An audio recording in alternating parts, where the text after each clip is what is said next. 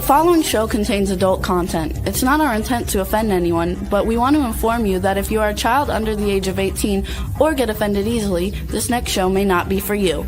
The content, opinions, and subject matter of these shows are solely the choice of your show hosts and their guests, and not those of the Entertainment Network or any affiliated stations. Any comments or inquiries should be directed to those show hosts. Thank you for listening.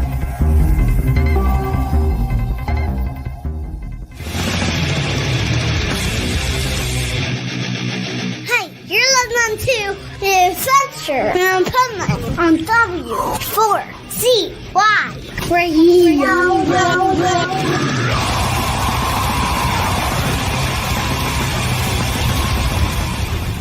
Wake up, America! It's time for the Adventures of Pipeman on W4CY.com, West Palm Beach's #1 internet radio station. Here's your host, the Pipeman.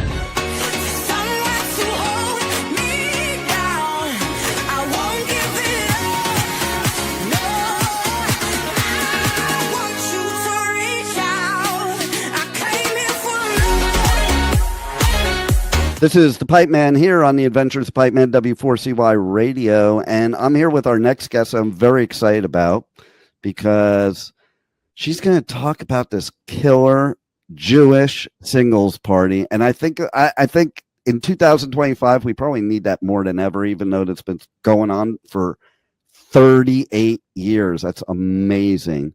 So let's welcome to the show, Brittany. How are you?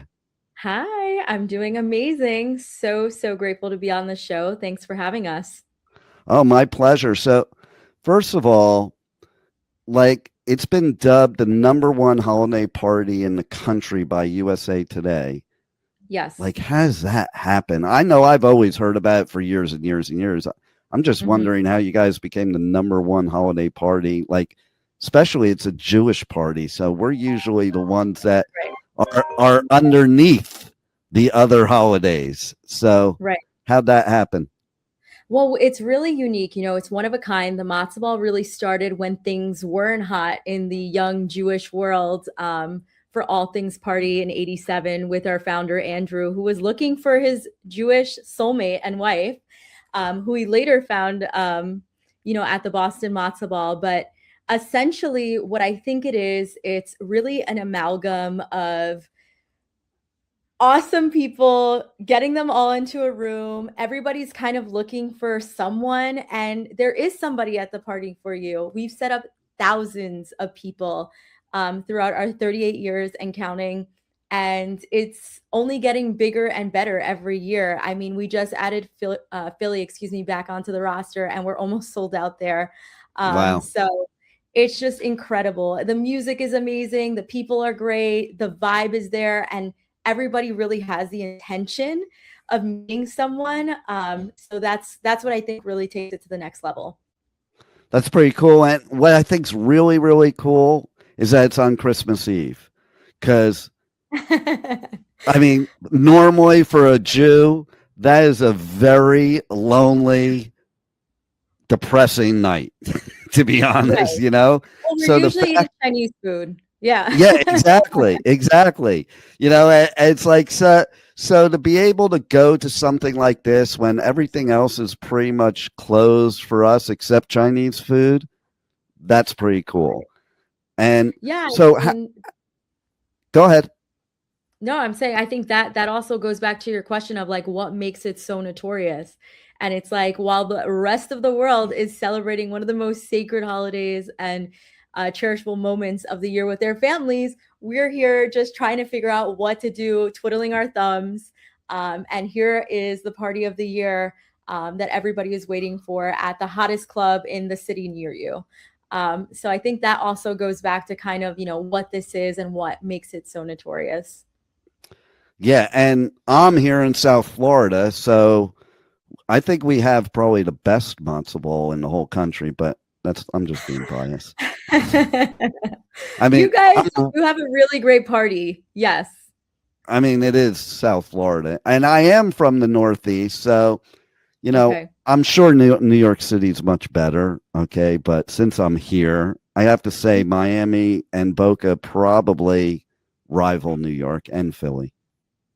Oh, definitely. So I would say, New York is obviously one of our larger markets. Miami Yeah. definitely is there. There's the Jewish community is huge in New York. It's vibrant, but it's also a very different community than Miami and Boca. Everything's hotter in Miami. We get it. Super jealous. I know you guys are more tan than us. Cool. But I think the bottom line is, and listen, if you're in New York, feel free to go to Miami and go to the Matzo Ball I live, or go to Boca or wherever, LA. I mean, the match or your match that you're looking for could be there. And if not, then there's Jewish geography, and there's probably somebody that knows somebody for you. I mean, some parents that we set up, they come back and they buy their children, or like grandparents will buy grandchildren tickets because they know this is the party of the year. I mean, it's notorious. If you don't know what the matzo ball is, it's like, where have you been?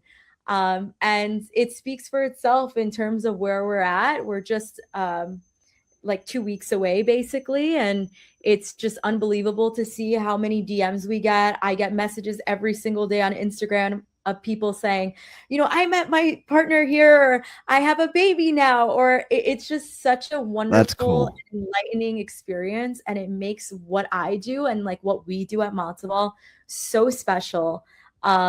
I'm just grateful, to see the stories, and it's all about the story. And that's why we keep doing what we do. There's a lot of overhead and there's a lot of stress in the making of the party. But Oh once yeah. it's there, it's like, wow, this was so worth it. Right. That's the whole thing. Like when you're prepping for it, it could be kind of hell, and then when it happens, you're like, wow, that was definitely worth it. When before you were probably not thinking that way until it actually happens. Definitely. So what's your, besides Andrew's, what's your favorite story of matzo ball? Oh my goodness, there's so many. I have had so many incredible experiences. I think the coolest part of it all is me being there for the actual event and seeing all my friends that didn't know I was doing this. Walk into the room and say, Brittany, what are you doing here? And I'm like, oh yeah, I'm like kind of putting this thing together with the help of an incredible team, of course. But that's really cool to see people kind of know each other and warm up to one another. And it feels like a group of friends that are partying and just having a good time on a really amazing night of the year. I think that's my favorite part in its essence. But then of course, like I love to set up people. So it's like when you see people kind of schmoozing, you're like, oh my God, like, am I like making a little shidduch here? Like, is this happening? And it is. So it's incredible. It really is. See, I love that too, especially now because I think events like this for Jews is what we need more than ever now. We need a lot of positive. There's Yes. plenty of negative out there. We need a lot of positive, and I think it makes us feel more comfortable too because we can go somewhere and be amongst our own people. Yes. And there are others that join us on the matzo ball or at the matzo ball, and they absolutely love it. I've gotten a lot of stories of people that have joined us as well.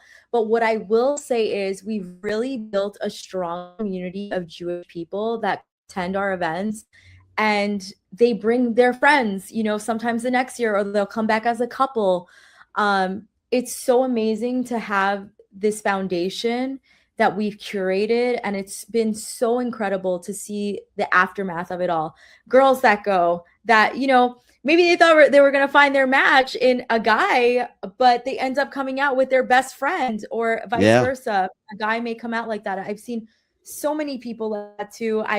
I've had people run into me on the streets of Manhattan and say, hey, like, you're the girl from the matzo ball. And I'm like, yeah, like, what's up? What can I do for you? And it's like, oh, or the best ones are, hey, I saw this guy.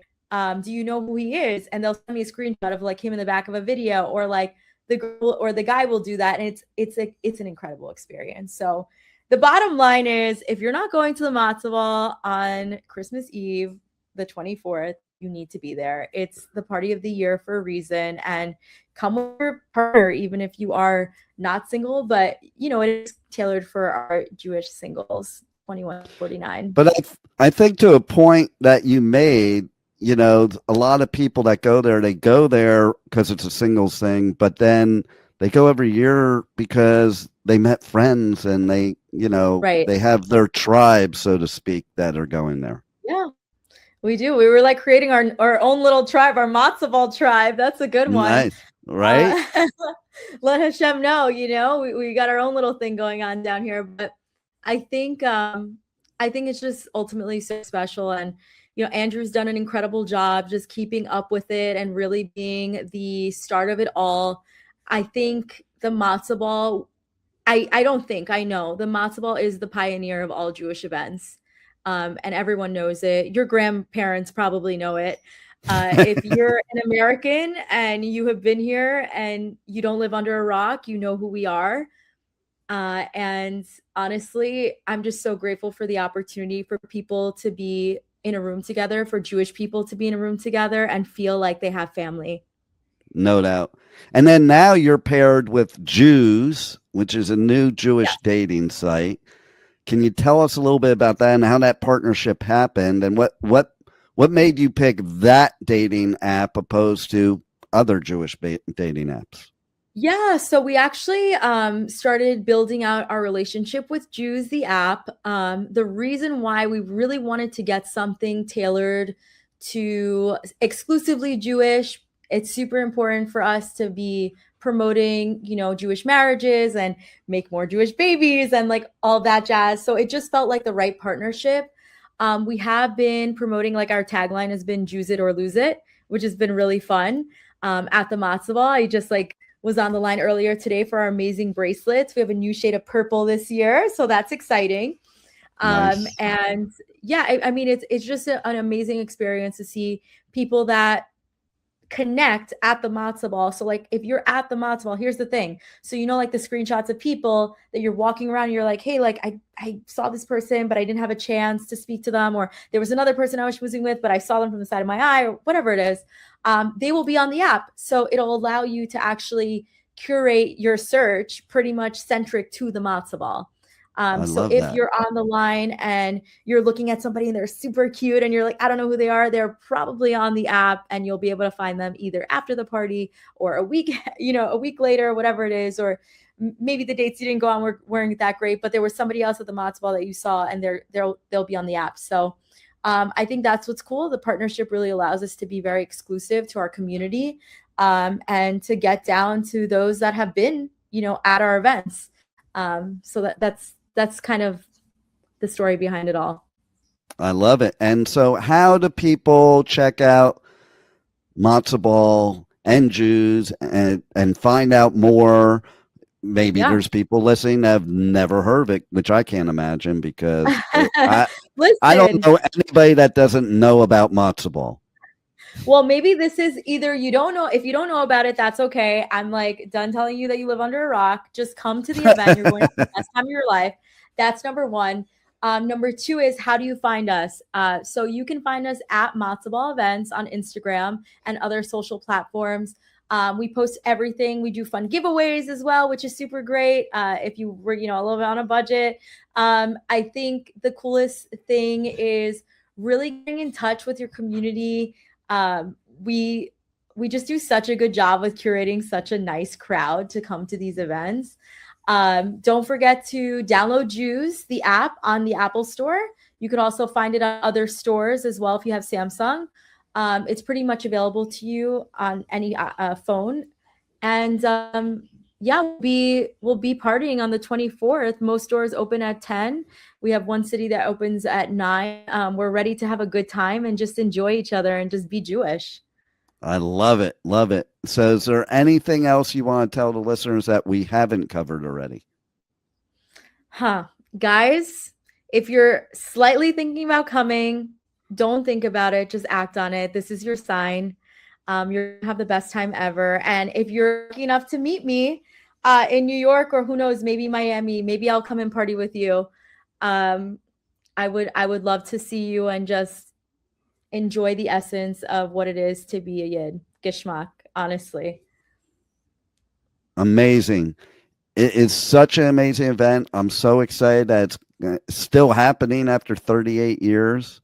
And I just love that you're getting bigger and bigger, and we can all just, get together and have a great time and meet people and that change our lives. So thank you for all you do to make this amazing, legendary Jewish singles party. And maybe before we go, if you could list off all the cities that people, in case Yeah. somebody's listening and they're like, well, I'm not in Miami, I'm not in New York. What are Yeah, all no the problem. cities? Okay, so we're in 7 major cities this year. We're in New York, LA, Miami, Boca, Philly, Boston, and DC. So if you're in any of those cities, you're more than welcome to join us. We are selling our tickets extremely fast this year. We're almost sold out in pretty much every city. Surprisingly, like Philly, like you're doing great, Philly. Philly's like filling up my DMs every single day for MATZOBALL. And we can't wait to party with you guys. I can't wait to see you there. And it's going to be a balagan. We're so excited. Well, Brittany, thank you for doing this, and there's like tireless work that you have to do and everybody else involved to put this together. And thanks for being on the Adventures of Pipeman. Oh, well, thank you so much. I'll see you guys there. Happy MATZOBALL. Welcome to Rockville. Returns to Daytona International Speedway May 7th through 10th with Foo Fighters, My Chemical Romance, Guns N' Roses, and Bring Me the Horizon. Plus, Turnstile, Five Finger Death Punch, The Offspring, Breaking Benjamin, A Day to Remember, Godsmack, and so many more. Welcome to Rockville, May 7th through 10th. Passes on sale now for as low as $1 down at welcometorockville.com. You're listening to The Adventures of Pipeman on W4CY Radio.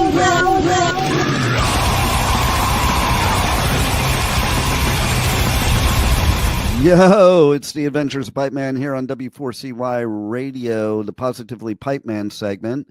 And as the Pipeman starts his holiday tour, the Pipeman radio tour is over for 2025. But now I'm on the Pipeman holiday tour because I have 4 kids, 8 grandkids, and it's a lot of people I have to visit and go to. So actually, I have got some new technology for my superpowers where I can be 2 places at once. So I am up in the Panhandle of Florida at my daughter's house for Hanukkah, but I'm also here in the studio in Palm Beach Gardens, South Florida, doing the show.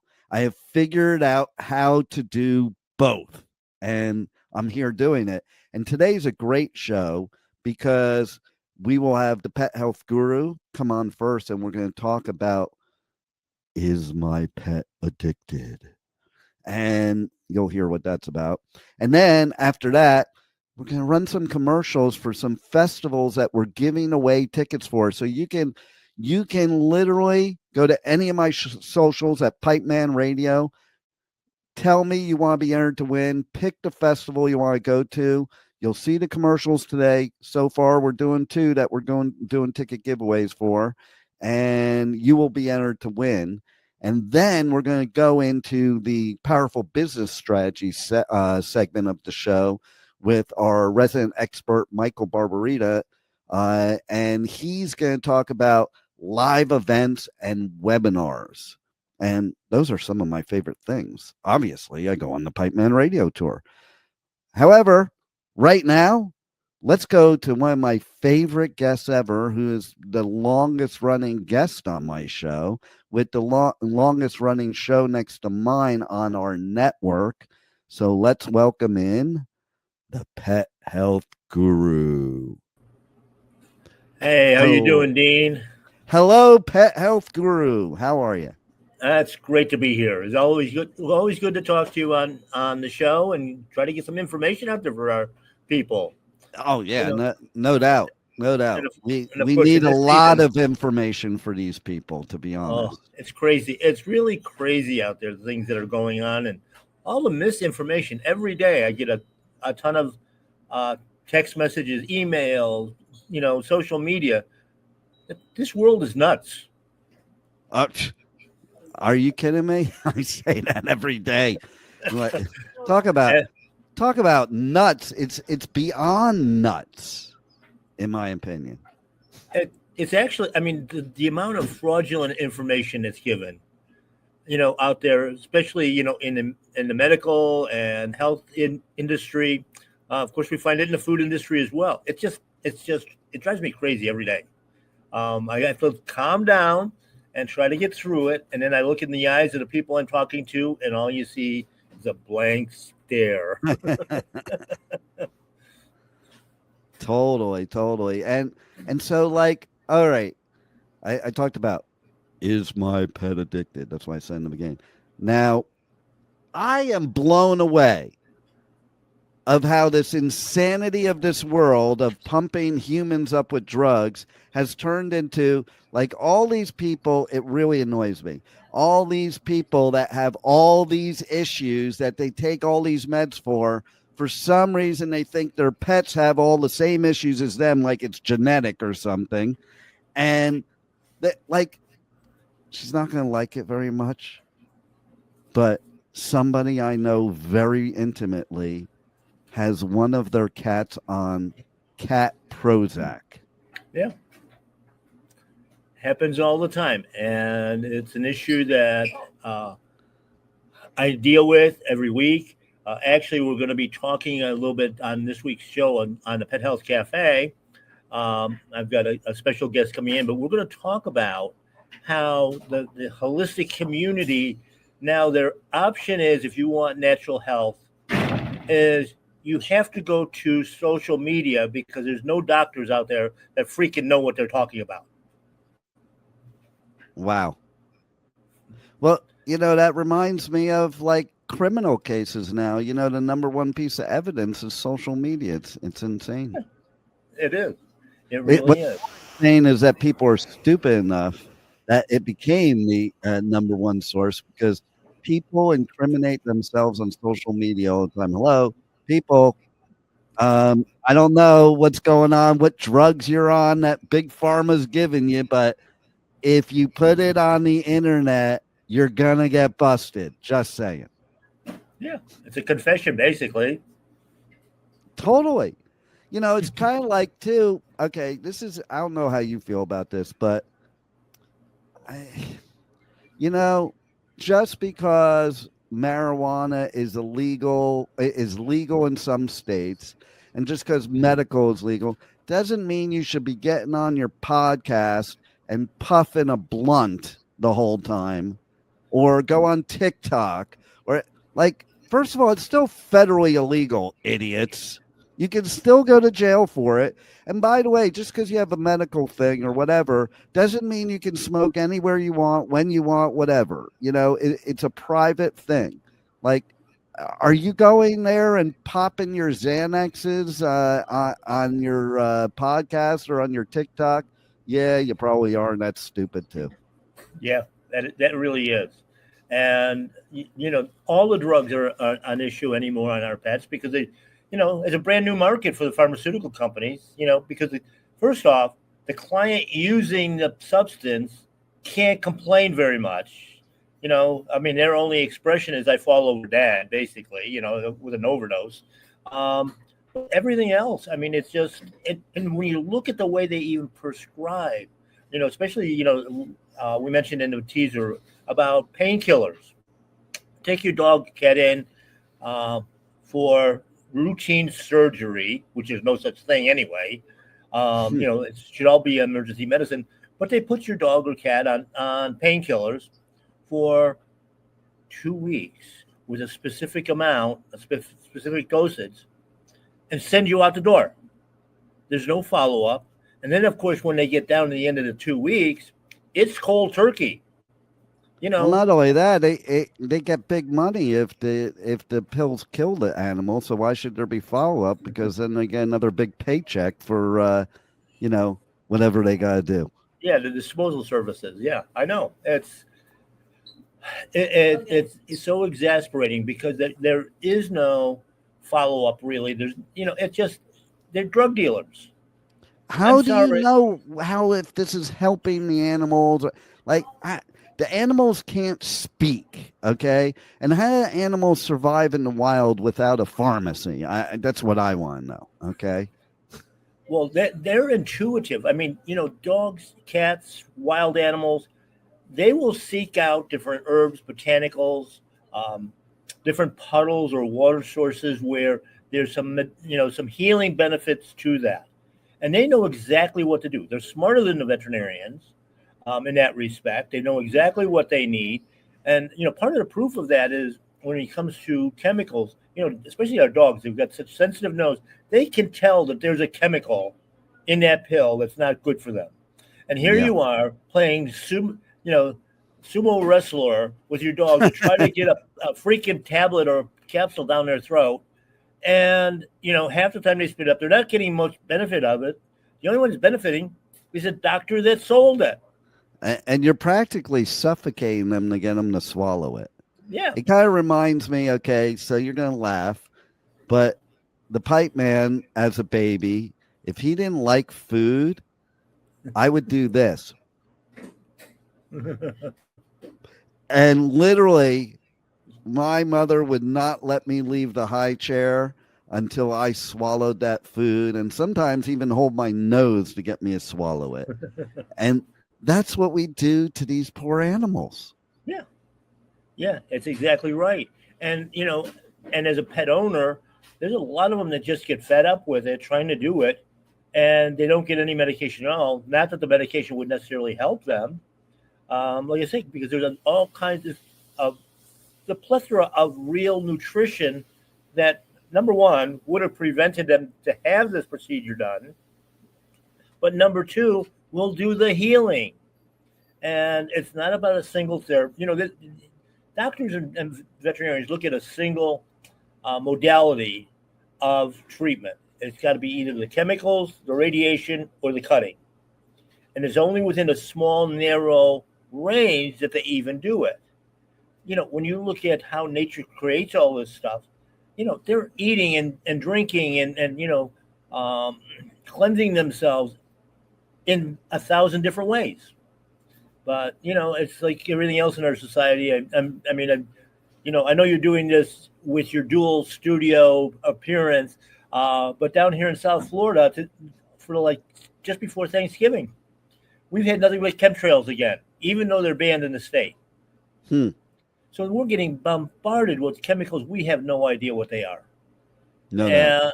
And of course, the stress of it, the chemical contamination, that's all the things that are going to cause so-called disease symptoms. The symptoms are, they actually named the disease for the symptom, basically. IBD. Yeah, you got irritated bowel syndrome. Okay, what's the cure for it? Quit irritating the damn thing. Yeah, I mean, okay, I'm going to get hate for this, but I hate to tell you people, not everybody in the whole world has ADD, okay? And everybody owns this ADD. If they get a little hyper, they have ADD. If they do that, first of all, there's nothing wrong with energy, people. Okay, you should have energy. If you don't have energy, your body is not in good health. That's number one. Number two is, it's like this thing, and now all of a sudden animals have ADD. Get the hell out of here. Okay, animals don't need Ritalin or Adderall because they have ADD. Come on. Okay, that is the most ridiculous thing I ever heard. And the fact of the matter is how do we know it's helping them? Maybe it's not. And you talk about pain relievers. Okay, so we already know there's some pretty bad side effects for pain relievers for humans. Yes. How bad is it for our pets? I keep asking them all. I still can't get a straight answer. I just haven't figured out their language yet. But I can look at them and I can tell by their physical being. They're knocked out. They're sluggish. They're lethargic. Many cases we have secondary issues, loose stool, vomiting, all the gastric things. That's all a big part of it. And, the other thing with painkillers, and this is the worst part about it, and this is why we try to do a more natural approach. But let's say you've got a shoulder problem or your dog has got a hip problem and you give them a heavy-duty painkiller. Well, I don't feel anything there, so I'm going to keep using it. And, on people, the next thing you know, it's a stronger painkiller. And then it's like, oh, you need surgery to replace the joint because you totally ripped it up. Yeah. Because How do you couldn't feel it. Not to do something, if you can't feel it? That's the dumbest part about it to me. Yes. Okay. Like you're saying, you have to heal. You're not going to heal. Like, let's say you break your arm. You're not going to heal if you keep using that arm that's broken. And if you have painkillers and you don't feel the pain, you're not going to know when you're using it. Like, I want to know when I feel the pain so I know, I'm not supposed to do that. Yeah. Well, it's not only that. There's another step even beyond that, because now that you got the painkiller in there, which is basically numbing that whole area, the body doesn't know to send the right cells, the right hormones and enzymes to that area to even start the healing. So all we're doing is pushing it down the road until basically the worst types of things can happen. So we were also going to talk a little bit about artificial stuff in foods, and I have a question for you in that realm. And it goes in line with addiction too, pet addiction. I noticed something recently at somebody's house where, and this person, does a lot of research and takes very good care of their animals, knows what not to give them, what to give them. And in this instance, it's only a little bit that they give the cat, but these cats, you can tell they're addicted. It's like giving them cocaine or something. It's whipped cream. What makes cats go crazy over whipped cream? Or is it just that they liked the taste of it when they first tasted it, and now they're like, ooh? Well, they are addicted, number one. Number two, we've been feeding domestic cats and dogs raw dairy products for forever. And because commercial pet foods are so depleted of nutrients, anything that they can sense that might be in there that they can use, they will eat inappropriately. That's why we have dogs that are eating poop, because and a big one is that they go after the cat poop because the cat diets have got a much higher protein level, a lot more meat, if you will, for a carnivore in it. And what they're excreting is actually better than most of the pet foods that are on the market today. Wow. That's amazing. It is. And then, of course, like the dog foods. Okay, they put food color on it. Dogs are colorblind.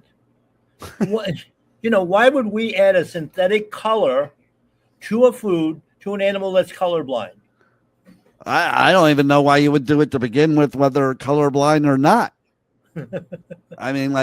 That's the most idiotic thing I've ever heard. Well, not the most. There's a lot of the most. Yeah, there's a lot of those. In the food, in the additive department, all the flavor enhancers, which are addictive drugs, basically, the preservatives, the pre-processed components that all contain these same things. So you're getting a multitude of layers in any ultra-processed food, whether it be for dogs, cats, people, even horses. They do the same thing with almost all livestock today. And this is what's leading to all the health problems. And then you go to your so-called physician, and they just add more poison on top of it, and you just keep adding until the layer of additives and the layer of drugs equal each other. Oh my! Can't make stuff up. I'm telling you, you really can't. Is there anything else you want to add about, pain relievers, pet addictions, foods, all that before we go? Well, the whole thing is you got to start out with the basics. What do these animals need? What's a species appropriate diet? We can't decide on that even in people, because you can go all the way from vegan to carnivore with about 27 definitions in between that.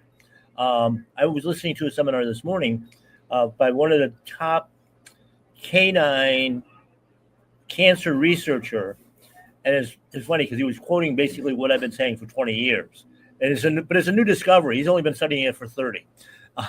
But that those so-called cancer cells aren't really cancer cells, but they are regular cells that have been deformed and damaged because of chemicals in the body.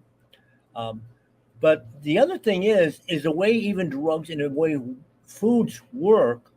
If you're like most people are, and most dogs today, unfortunately, running off of carbohydrates, glucose, everything will react differently than if you're running on ketones, on a ketosis diet and ketogenic diet.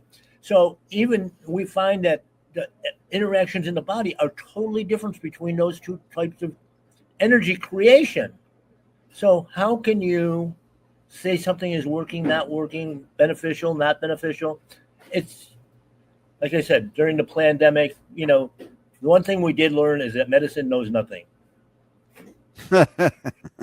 Well, thank God the pet health guru knows a lot, because you are the person that could definitely help our pets and our humans, and our humans need a lot of help too. So tell everybody how they can reach out to you, check out, My Paleo Pet, check out your show, all that good stuff. Yeah, I mean, on online, the show is Pet Health Cafe. It's found on YouTube and, of course, on stations here on the W4. HC Radio, Health Cafe Live. Yeah, all of those. And actually on the audio part, we're on hundreds of stations worldwide. So if you like looking at me, that's fine. Do the video. If you just want to, if you're driving down the highway, listen to it on your, whatever device you're using. Wherever you listen to your podcasts, tune into Pet Health Cafe, and you can catch all of the past shows. Yeah, and of course, I'm available for consultations and that sort of thing for both people and for pets. You can book those right on mypaleopet.com, and we'll be glad to at least direct you in a direction where you can create your own healthy space. Nice. Well, once again, enlightening and a pleasure to have the pet health guru here on the Positively Pipeman segment of the Adventures of Pipeman. And we'll see you again next week.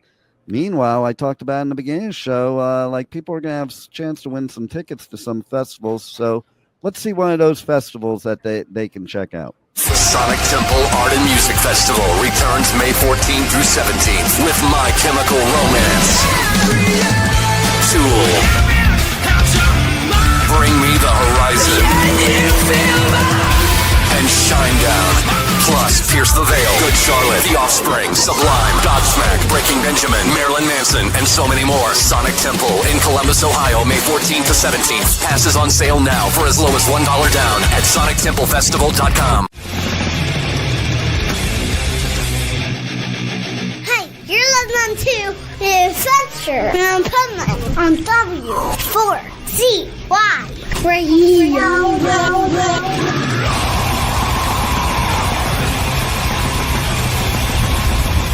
It's the Pipeman here on the Adventures of Pipeman, W4CY Radio, the Positively Pipeman segment with powerful business strategies from Michael Barbarita, would I call you the CEO of Next Step CFO, or should we just stick to president? I like the ring of how it says the CEO of Next Step CFO. That is a better ring. There's no question about that. How are you, Dean? I'm doing great. And, coincidentally, we are doing a live event right now. And yes, today we're going to talk about live events and webinars. So let's get to it. All right. So in today's global markets, connecting with people all over the world has actually become easier than ever. And, webinars and virtual events are an excellent way to connect with people without having to physically be there.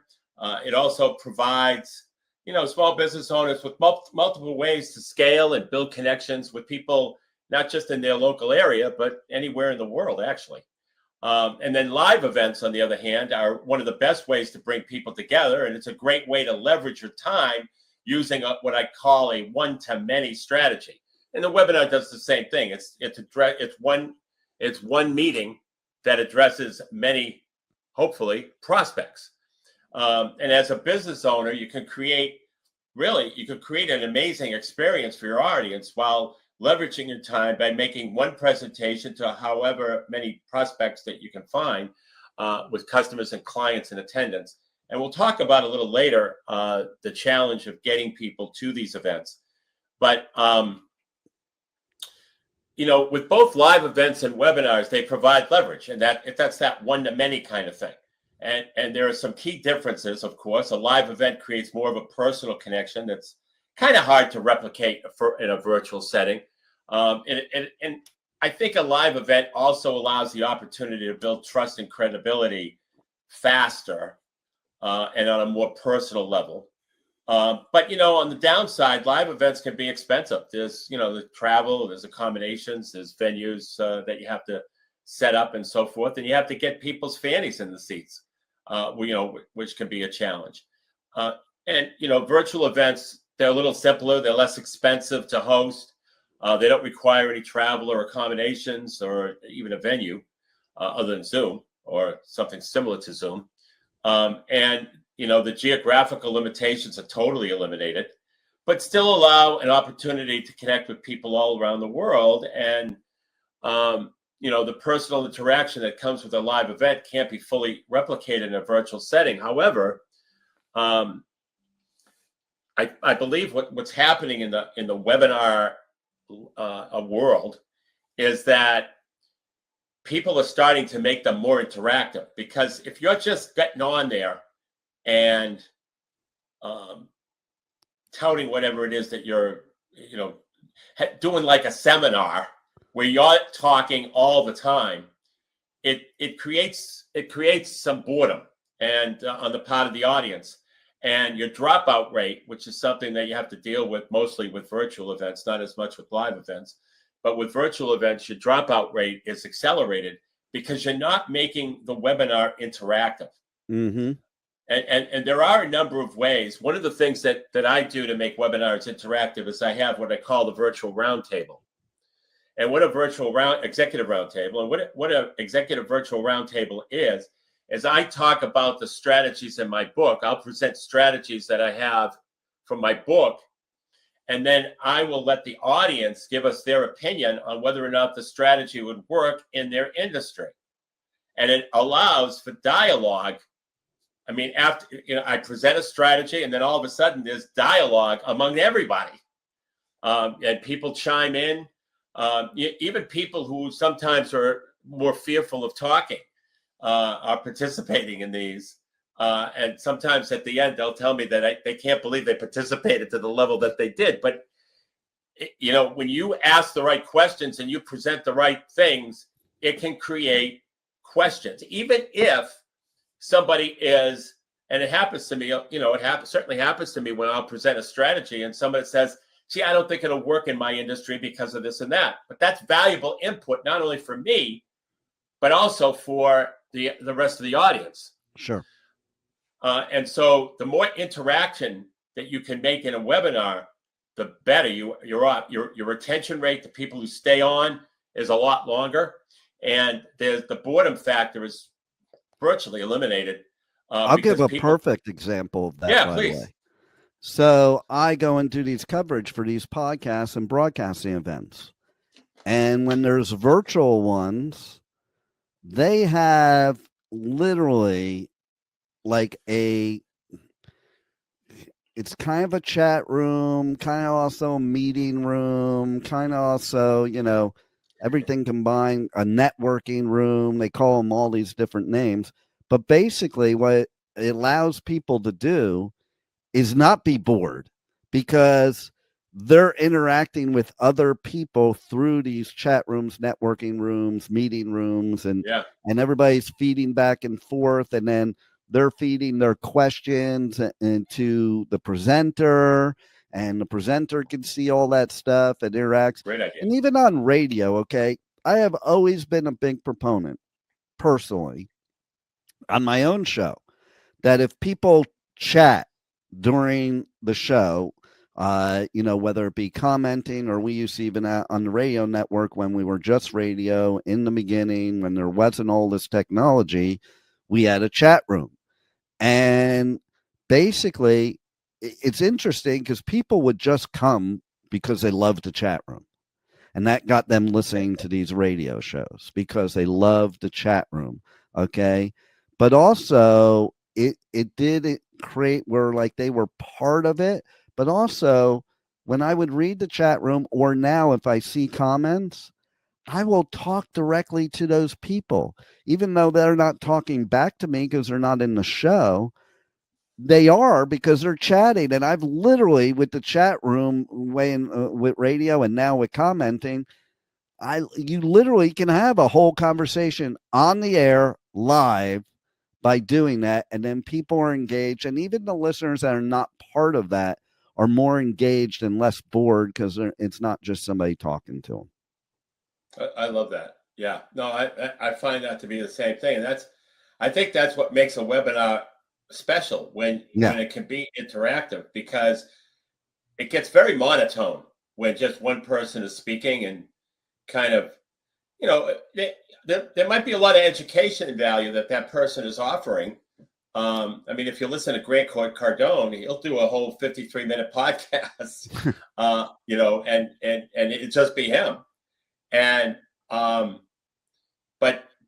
he doesn't have a chat room or anything, so there's no interaction at all. And he's really good at it, so he probably gets very high ratings and is successful at it. But I think it depends on the personality for sure. Yeah, it really does. But to the common man, I think that has to be more interactive. No doubt. And then making an offer at a live or virtual event significantly increases your chances of closing a sale. By the way, every time you do a live event, there should be an offer of some sort. That's a real must. Back in the room. That's right. A lot of people have live events, webinars, and so forth, and don't even make an offer. I think. Well, let me give you a personal example of that. When I left the financial business and became a speaker. Yep. Like, being a motivational person was the way I was all my life since I'm 11. So it's kind of a strange transition to make that what I was doing for a living.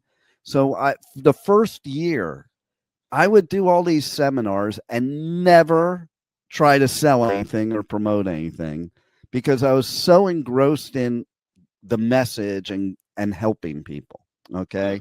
Yep. Until one of my mentors gave me one of the best advice ever, best pieces of advice ever. He asked me two questions. First one is, if you truly are giving value and truly are helping people, don't you deserve to get paid? Number one. Number two, if you're not getting paid and you're not making money and you can't pay your bills, how much can you really help people? And those really hit home, because I had this blockage in my head is what it was. And that really hit home. Like, okay, people ask me, even in this business, when do I have the right? And this goes back to, previous show you did. When do I have the right to ask for sponsors? Or the other question I've heard most of my career, when do I have the right to ask for referrals? And they always think that when you first make the sale, you don't have the right. You don't have the right yet. My viewpoint is this. My answer to those people is the minute that you wake up in the morning. Because the bottom line is you have the right away. So many people are like, well, I can't ask for sponsors because I haven't even, I don't even have any listeners yet because I only did one episode. Doesn't matter. It's all about what you present and the value you present to people. But again, that's why they're on a network like mine that already has built-in listeners. So it doesn't matter if you have listeners. Right. So true. But you're part of something. Right. And the other thing is, the other challenge that business owners have is getting people to a live event or a webinar. And I found a couple things. Number one, I found that email marketing is usually the best way, or one of the best ways. I shouldn't call it the best way. It's still considered one of the best ways for sure, by statistics. Yeah, right. And so that's a good methodology. And the other methodology is using social media. And one of the things that I learned recently, Dean, was this program that LinkedIn has called LinkedIn Events. And a LinkedIn event is a webinar or some type of live event where you can actually promote it through LinkedIn. And if you develop enough of a following, LinkedIn will promote it for you. So it's an interesting angle to getting people to a webinar. You can also collaborate with influencers, industry influencers, speakers, or other business partners to expand your reach. And you could also use SEO and pay-per-click methodologies to get people to a webinar. One of the things that I've learned about this process is you have to kind of be careful, because there's some people out there that are talking about what's called a calendar hack. I don't know if you ever heard of it, Dean, or if you encountered it. And let me explain what it is. Because I think it's not. I don't think it's legal. But I'm not a lawyer, and I can't get a lawyer to say it's legal or illegal. I can just get a lawyer to say don't do it. But what it is it's actually an email that is a calendar invite. And so it goes into your calendar, so it affects a second system. And now the calendar the invite in your calendar is grayed out a bit because you haven't accepted it yet. But what people have found is that it's been an excellent way to get people to a webinar. It's worked extremely well. I've never done it because I just don't like the ethics associated with it. And I feel like B2B email is not considered spam. Okay, as long as all of the things like opt-out opportunities and your address, your address is in there, your phone number is in there, all that stuff makes it legal B2B. But when you talk about email and a calendar invite that is impacting a second system, you have to really think about the legality of that. And there are a lot of gurus out there that are recommending the calendar hack because it works so well. But when you do it, there is a lot of blowback as well from people who are aggravated that their calendar was consumed by this event. And I have my opinion on it too. Could I get your opinion on that? Sure. I would love it. Apparently, they've been promoting that a lot lately because recently I've had it happen many times in the past month. For some reason, it's happened like multiple times, and it's usually spammers. So, that, or I call them spammers. Okay. Second of all, I've had some from way back. So let me tell you two of the issues that I have. I don't like it. Don't force things into my calendar. I already have a very busy calendar. Right. Okay. And that kind of screws up my scheduling in my calendar, number one. Okay. So it pisses me off there, being blunt. Okay. And I immediately view that this person is a spammer or a scammer because they hacked into my calendar. Right. Something else I've noticed that makes it really bad.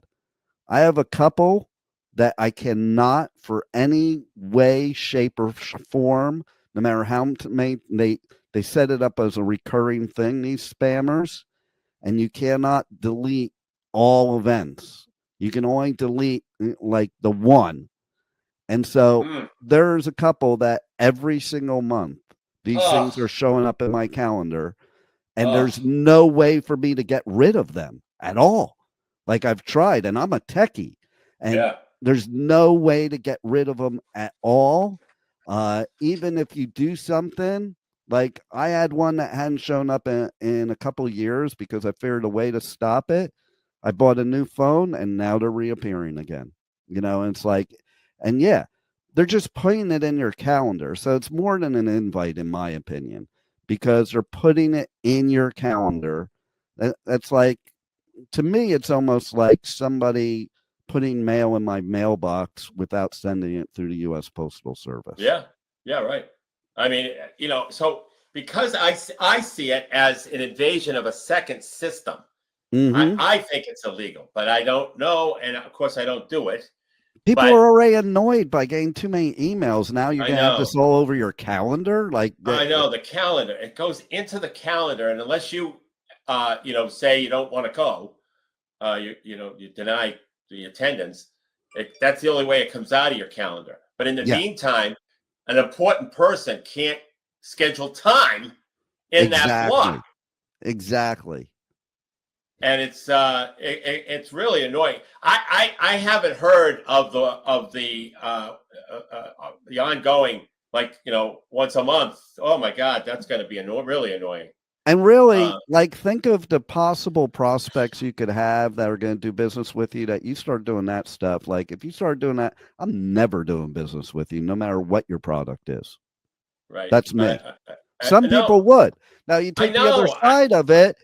It's like people get scammed on the tax phone call and people get scammed on the dating sites. Yes, it will be effective because people are going to think because what happens is when you first see it in your calendar, you think it's an actual thing that you schedule. I know. That's what kills me. Right. Yeah.